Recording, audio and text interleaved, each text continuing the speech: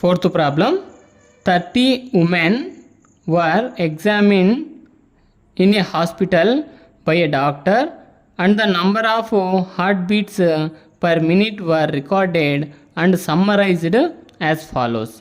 Find the mean heartbeats per minute for these women choosing a suitable method. So mean find out చేయమంటున్నాడు ఇక్కడ క్వశ్చన్లో. ఎంతమంది total women? 30 women. క్వశ్చన్లో number represent చేశాడు. Total sum of the frequencies 30 అవుతుందని. So వాటి యొక్క heart beats గురించి పర్ మినిట్కి ఇచ్చాడనమాట. Number of heart beats per minute, class intervals ఇచ్చాడు. నంబర్ ఆఫ్ ఉమెన్స్, ఆ నంబర్స్ యొక్క వాటి యొక్క హార్ట్ బీట్స్ యొక్క ఉమెన్స్ ఎంతమందికి ఎట్లా ఉంది అనేటువంటిది ఇచ్చాడనమాట. నేను ఇక్కడ అజ్యూమ్డ్ మీన్ మెథడ్ సెలెక్ట్ చేసుకున్నాను. Assumed mean method.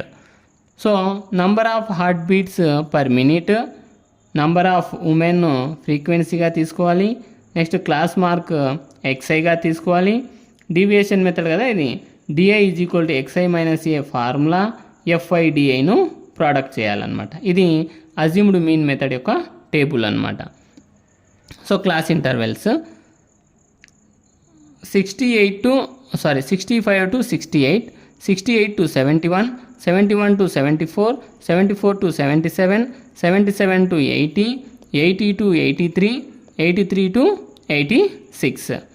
So number of women frequency f i 2438742.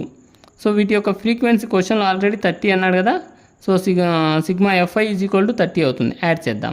2 4 6, 6 3 9, 9 8 17, 17 7 24, 24 ఒక 4 28, 28 ఒక 2 30. Some of the frequencies is equal to 30 అవుతుంది. సో క్లాస్ మార్క్స్ తీసుకుంటే 65, 68. వీటి యొక్క డిఫరెన్స్ చూడండి 3 ఉందా? వీటి యొక్క డిఫరెన్స్ 3, అన్నింటి యొక్క డిఫరెన్స్ 3నే ఉంది కాబట్టి 3లో హాఫ్ ఏమవుతుంది? 1.5 అవుతుందన్నమాట. లోయర్ లిమిట్కు 1.5ను యాడ్ చేస్తూ పోతే అదే క్లాస్ మార్క్స్ అవుతుంది. 65కు 1.5 యాడ్ చేస్తే 66.5, 68కు 1.5 యాడ్ చేస్తే 69.5, 71కు 1.5 యాడ్ చేస్తే 72.5, 74కు 1.5 యాడ్ చేస్తే 75.5, 77కు 1.5 యాడ్ చేస్తే 78.5, 80కు 1.5 యాడ్ చేస్తే 81.5, 83కు 1.5 యాడ్ చేస్తే 84.5. ఇవి మనకు వచ్చినటువంటి క్లాస్ మార్క్స్. దీంట్లో అజ్యూమ్ చేసుకోవాలి, ఒక నంబర్ను అజ్యూమ్ చేసుకోవాలి. స్టార్టింగ్ నుంచి ఏ నెంబర్ అయినా అజ్యూమ్ చేసుకోవచ్చు. లాస్ట్కు వచ్చే రిజల్ట్ అయితే సేమ్ ఉంటుందన్నమాట అందరికీ కూడా. సో ఇండివిజువల్గా తీసుకొని సాల్వింగ్ చేయండి అనమాట ఒక్కొక్కరు. అప్పుడు మనం ప్రాబ్లం చేయగలుగుతామా లేదా అనేది తెలుస్తుందన్నమాట, ప్రాక్టీస్ అవుతుంది. సో నేను ఇక్కడ 75.5ను అజ్యూమ్డ్ వాల్యూగా తీసుకుంటున్నా. సో డిఐ ఫార్ములా ఏమి? డీవియేషన్ ఎక్స్ఐ మైనస్ ఏ కదా. ఇది xi minus 75.5, 66.5 minus 75.5 is equal to -9 అవుతుంది. సబ్ట్రాక్ట్ చేస్తే మైనస్ వాల్యూసే ఎక్కువ ఉంటాయి. నెక్స్ట్ 69.5 మైనస్ 75.5 -6 అవుతుంది. నెక్స్ట్ 72.5 మైనస్ 75.5 సబ్ట్రాక్ట్ చేస్తే -3 అవుతుంది.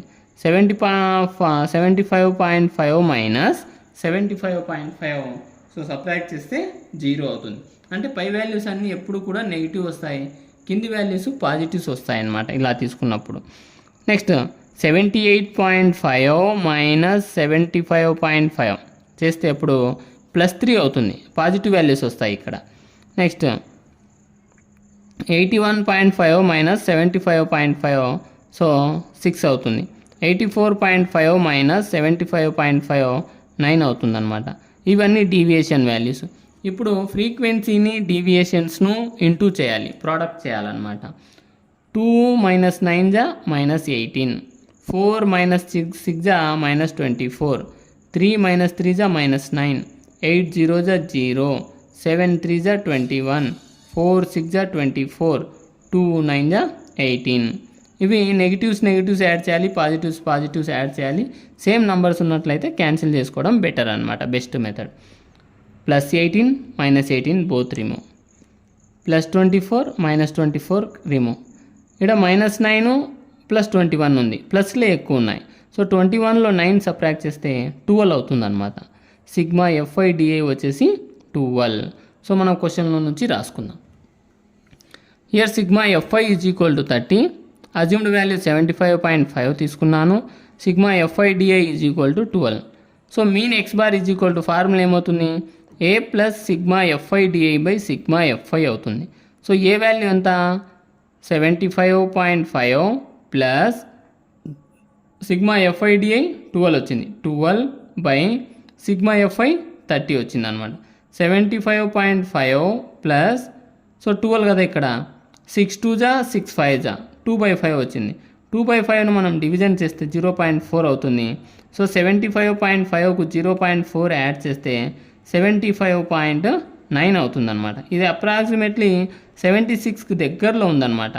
The mean heart beat per minute is equal to 76 approximate value.